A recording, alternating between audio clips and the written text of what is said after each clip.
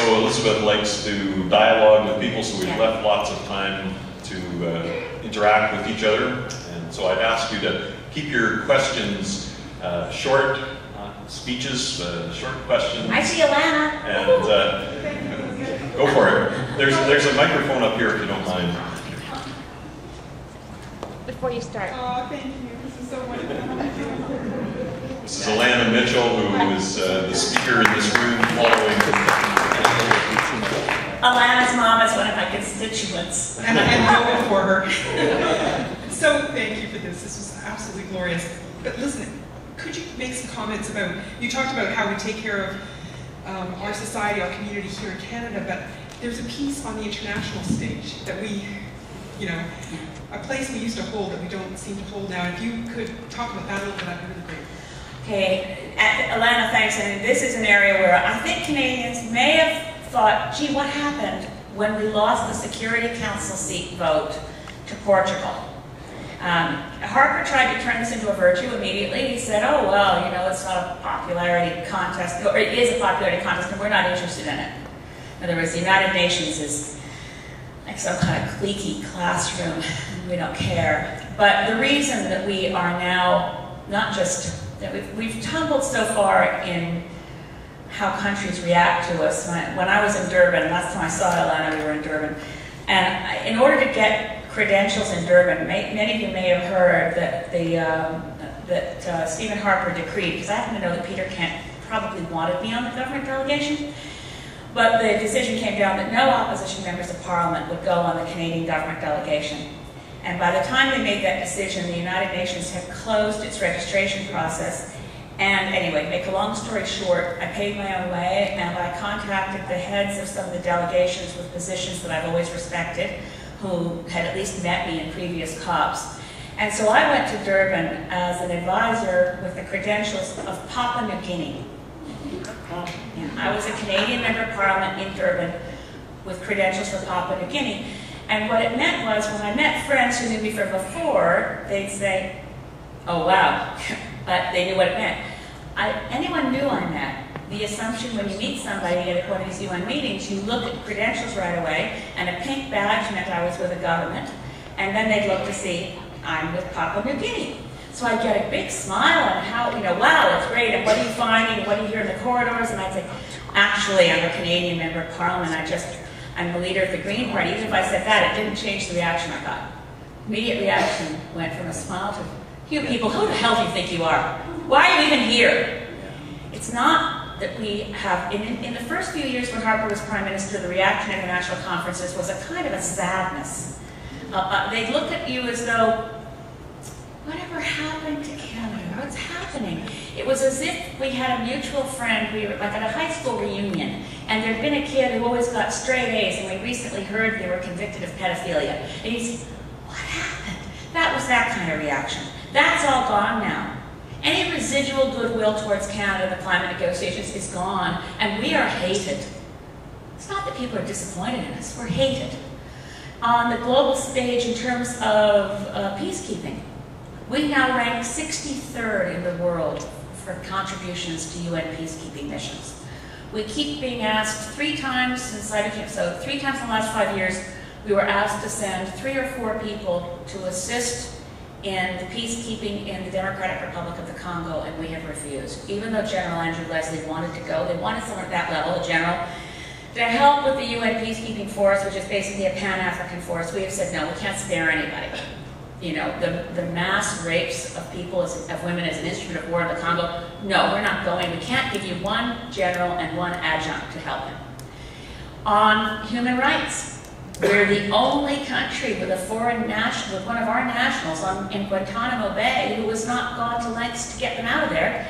And we're the only nation with someone who at the time of their arrest was a child soldier, where different levels of protections of human rights are involved, that's done nothing, even when the Supreme Court of Canada ruled that Stephen Harper's approach, I don't call them the Harper government, it's actually the Harper Privy Council, but that sounds so obscure, people don't know what I'm talking about, but he only really controls everything, but the government is all parliamentarians together.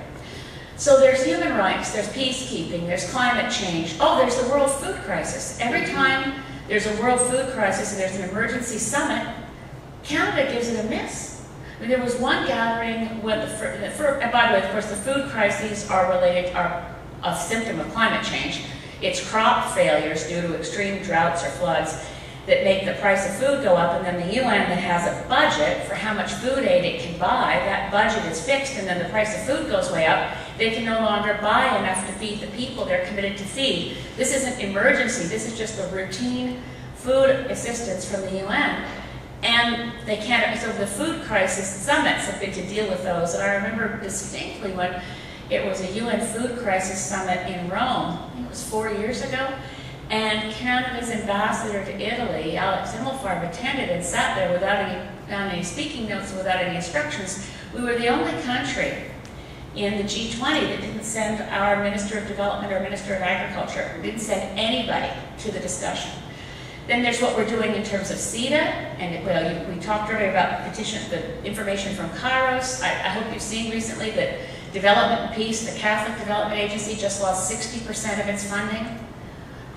Whereas the What is CETA Doing that's new, we've decided to have a program funded by CETA that allows Barrick Gold and Rio Tinto to improve their reputation for corporate social responsibility through CETA-funded projects with NGOs.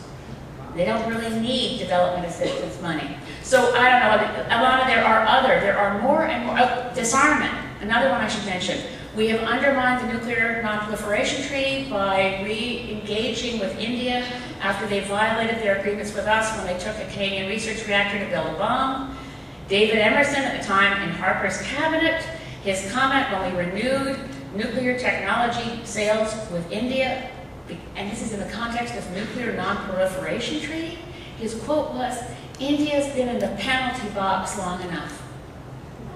Now we're doing deals where the former Crown Corporation, it was an AECL entity that spun off to be a private sector company, Nordion, that makes radionuclides for medicine, has now done a deal with Russia that is very worrying to people all around the world, because any sales that allow Russia to keep utilizing stockpiles of radioactive waste and nuclear byproducts is almost impossible to shut down the potential for the creation of new nuclear weapons.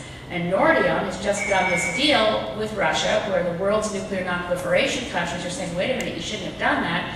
And we just relaxed our nuclear non-proliferation arrangements for reporting so that we could do a $3 billion deal with China for uranium yellowcake from Saskatchewan. And when a non-nuclear nation in the Nuclear Non-Proliferation Treaty, such as Canada, sells to a nuclear weapons state like China, we are required under the terms of the treaty to have absolute transparency, verifiable chain of control of our uranium to know that it never will end up in a weapon. And we've relaxed the requirements. I've asked in the House of Commons how we plan to verify this, and they say, well, you know, basically, it's wonderful because nuclear, John Baird's answer to me was, it's wonderful nuclear doesn't have greenhouse gases. They like ducking any question in the House of Commons about how much we've sold out our economy to China without any nuclear or national security reviews. So it's over and over and over and over and over again that where do we stand in the world? It's clear that on any policy issue, we will be more pro-Israel in the United States, and on any other issue, we will be more like George Bush than Barack Obama. And on these issues, Canada represents where, you know, the kind of rogue state that abandons our treaty obligations, whether on climate or nuclear. We are, at this point, moving to a place where it will take a decade or more, I don't know how long it will take us once Stephen Harper is no longer Prime Minister, to rebuild ourselves as the Canada we once were in terms of our global reputation. Okay, everybody breathe. Go ahead. of us. First of all, thank you for the moral courage that you have to consistently speak out.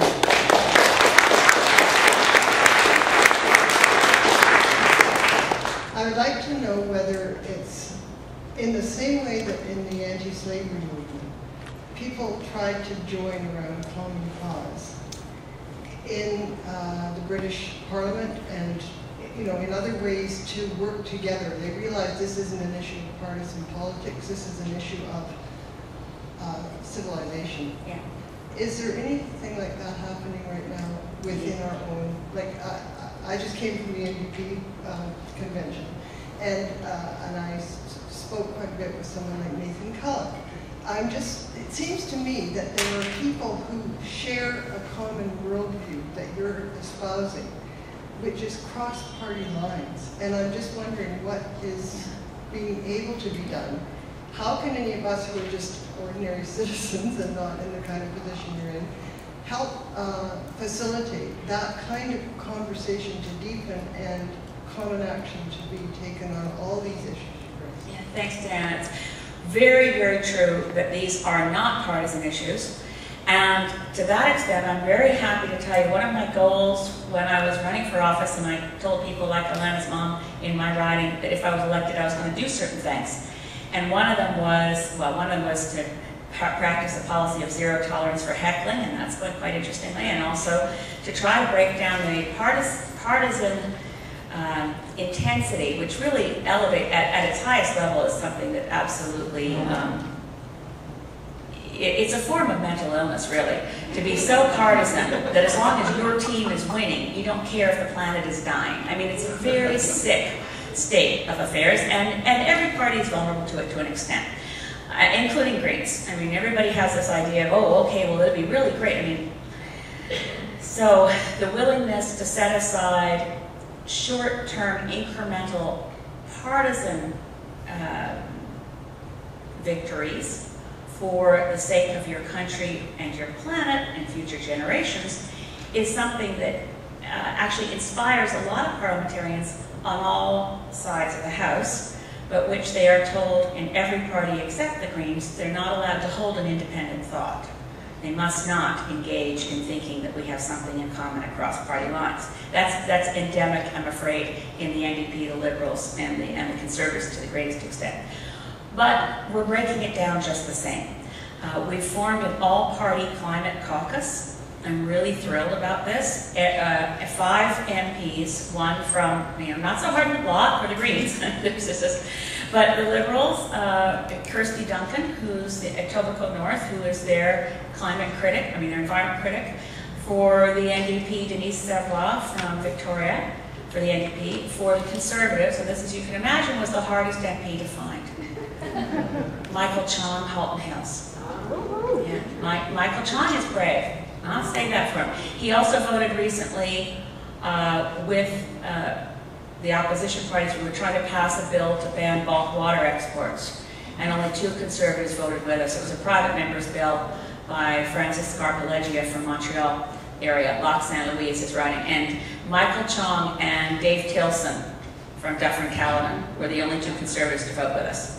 But Michael is on the executive of the All-Party Climate Caucus. We have to be able to work across party lines. And I can tell you right now, there are more Conservatives who agree with us than you would imagine. So, Dan, your question, what do we do as people who aren't elected? And where did you go, Dan? Oh, you already have. Okay, here's what would be really important. You come from all over, I know. If any of you are in a riding with a Conservative member of Parliament, please go see them in their constituency office and talk to them about climate from a moral point of view. Or talk to them about asbestos from a moral point of view, because I can tell you, an awful lot of Conservatives hated having to stand up and vote that asbestos was safe, but they all did, except the ones that sat down or didn't show up that day.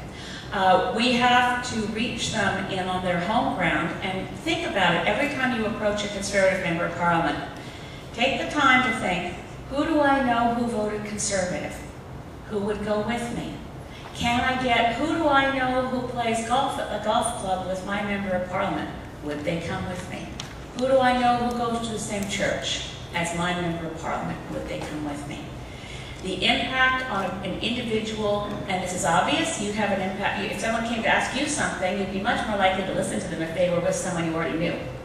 So we really have to reach out to them as human beings. In some cases, you can reach out to them as people of faith and ask what they make of what they see happening to the country now. We need to get a lot more of the backbenchers, and if you don't have it, go to see liberals too, I'm not just saying, but it's very important that we not abandon democracy. Our Westminster parliamentary system in theory says that all 308 MPs are equal.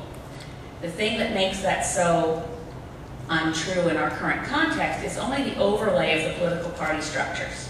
The political parties are not even mentioned in our Constitution. They're not part of our system of government. They're an add-on. And so there's a lot we should do to try to bolster the individual members of Parliament so that they know that people in their community are looking to them to take a stand. They may not do it overnight, but if enough people come see them, and you never know when you're pricking something in their conscience that they're also wrestling with. The worst thing we can do as Canadian citizens is decide, oh well, they somehow got a majority till 2015. I just hope it's over soon, and just hunker down and wait till it's over. You can't do that. 2015 is too late. It's too late for climate. It'll be too late for our social programs. It'll be too late for so many things. We can't wait till then. So, thank you for your question. I'm sorry my answers, but I'll try to speed up the answers, Deb.